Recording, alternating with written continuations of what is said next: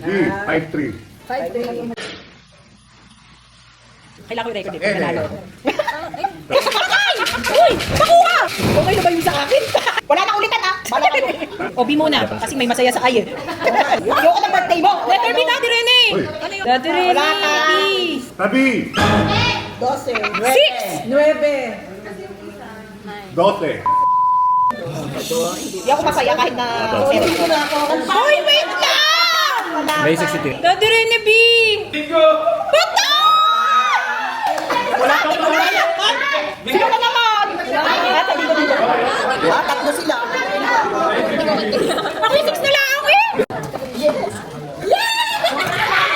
Ba, yun pala ang nanalo. Okay, ang grand winner.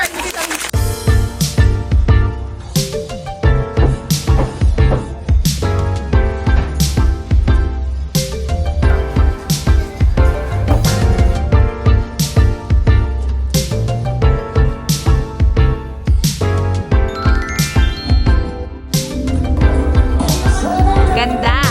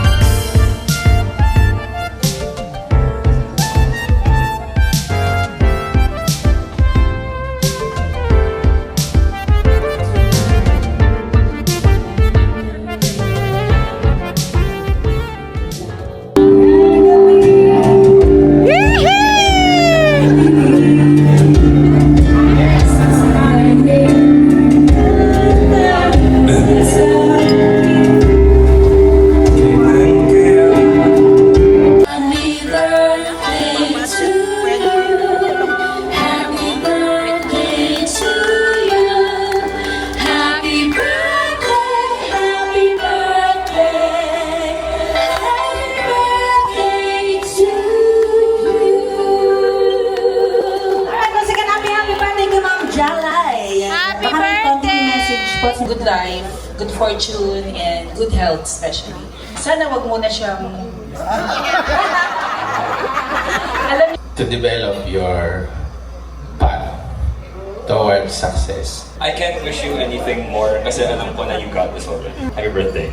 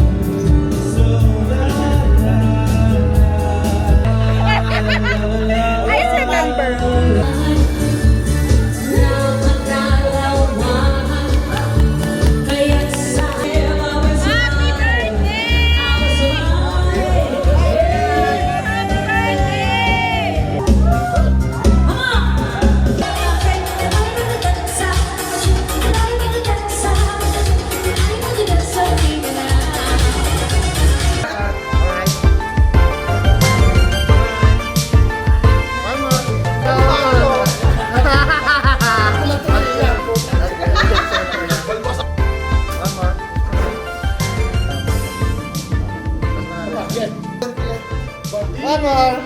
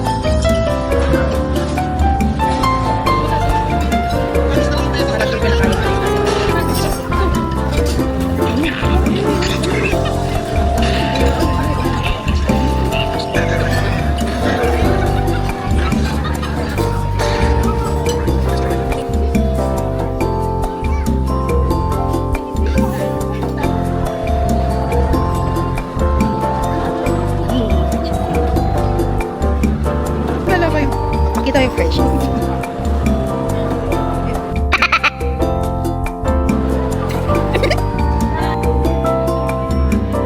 Wait na, kailangan maganda yung angle. Baka sabihin may bypass operation.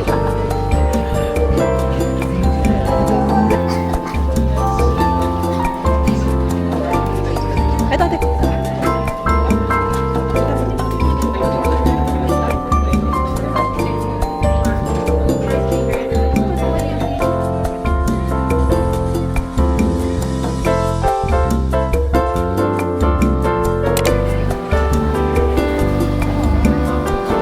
Dito na ako. Thank you.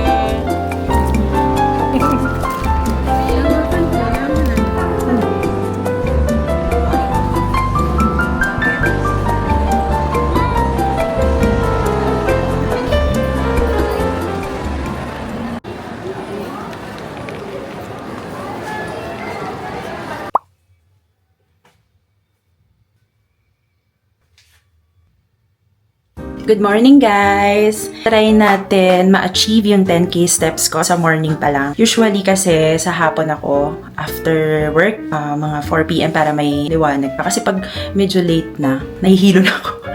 Siguro sa eyes din kasi, gusto ko manood habang nagwo-walking. Naiinip kasi ako eh. More than 1 hour din siya. So, nakakainip talaga. This is my fit. Gusto ko nagtitake ako ng pictures or videos bago ako mag-walking para pang-track na rin ang progress ko. Tsaka para ma-inspire din ako kasi pag nakikita ko yung progress ko, mas ginaganahan ako. For the times na minsan feeling ko wala akong progress, naglo-look back ako sa mga before photos ko. So far, 15 kilos na yung na-lose ko. Medyo na-stuck na ako sa 15, hindi na gumagalaw yung scale. Pero sa pakiramdam ko naman, tsaka sa fit ng clothes ko, na babawasan pa ako. But then, gusto ko kasi ma-achieve yung target weight ko. Medyo malayo pa. Sana ma-achieve natin yan this year. May AirPods, tsaka itong free na Huawei watch from Globe. Pang-track ko lang naman siya ng steps. Carry na yan. I usually listen to music while walking. Nakikinig ako ng music, tapos nanonood ako sa phone. Wala siyang volume. Mga travel vlogs para hindi ako mainip. Meron akong playlist. Yan. For my running. Yan lang. Let's go na kasi medyo late na. This is our meal. Yan. May view naman ako. Para pag nahihilo-hilo na ako. Meron ako dito na phone holder para dyan ko ilalagay yung phone ko pag mananood na ako.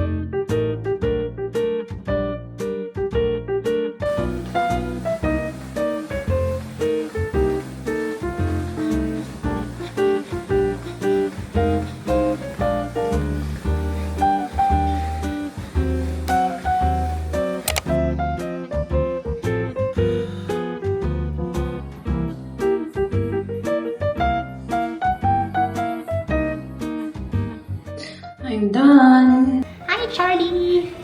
Hi, Afifu! Dito kasi yung camera sa cut ko ito. Para may patungan ako. Yan. Hi, Charlie! Ganda nitong AirPods Pro Max. Sulit naman siya for me, kahit medyo mahal. Nahulog siya sa habitan, pero okay pa siya. Tapos bumili lang ako niya ng parang protector na rubber.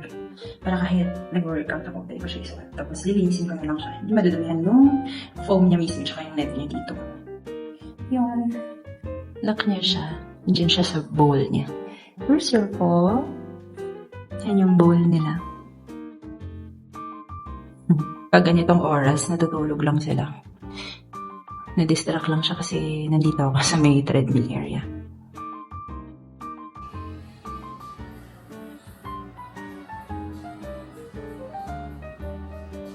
Parang gusto gusto ko yung morning na workout.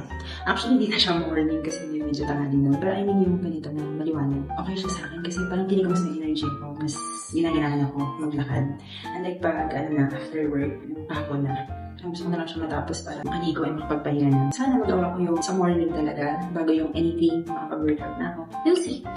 I don't know if it's in the nature of my work, pero hindi talaga ako morning person. Mas may energy ako pag late na.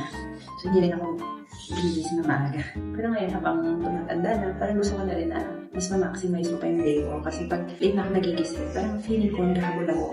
Parang ang dami ko pang kailangan gawin. Kaya yun, goal ko talaga na maging morning person, kapag workout. Before everything, kita ma-maximize natin yung day natin. Isa din yan sa New Year's resolution ko. So, sana magawa natin this year. And with arms workout, order lang po ng peri-peri. Favorite namin yan. Then, habang inintay, maliligo na. Then, work ng konti. Tapos, kung kaya pa, try namin magpamani-pedi. Ligo na ako talaga. Bye-bye.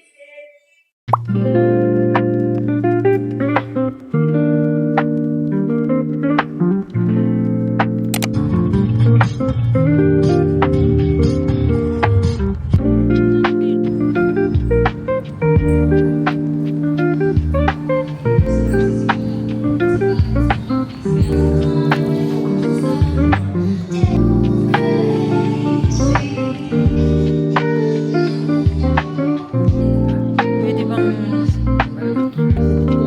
Thank you. Ito na lang po sa dulo. Thank you.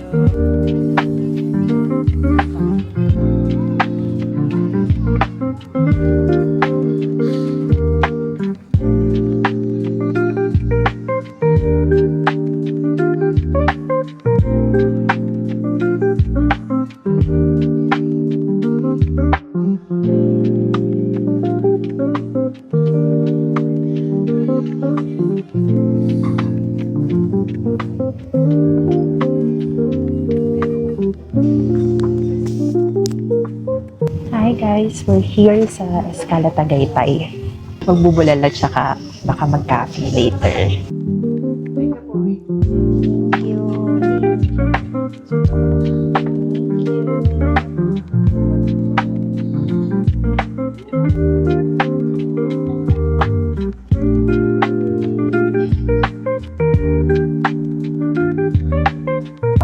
Malamig ngayon guys. Nakikita niyo ba yung usok?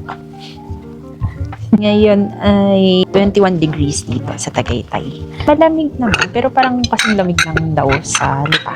Pero mahangin.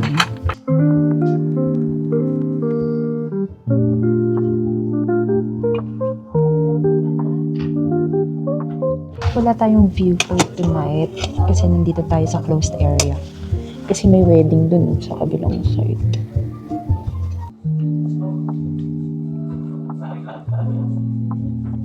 Kahit wala nang patis eh.